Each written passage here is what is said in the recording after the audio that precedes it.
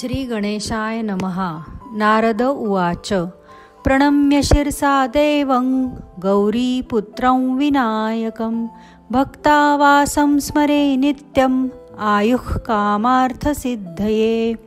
प्रथमं वक्रतुण्डं च एकदन्तं द्वितीयकं तृतीयं कृष्णपिङ्गाक्षं गजवक्त्रं चतुर्थकं लम्बोदरं पञ्चमं च षष्ठं विकटमेव च सप्तमं विघ्नराजेन्द्रं धूम्रवर्णं तथाष्टमं नवमं भालचन्द्रं च दशमं तु विनायकम् एकादशं गणपतिं द्वादशं तु गजाननं।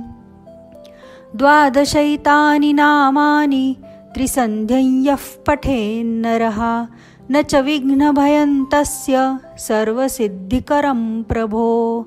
विद्यार्थी लभते विद्यां धनार्थी लभते धनं पुत्रार्थी लभते पुत्रान् मोक्षार्थी लभते गतिम्।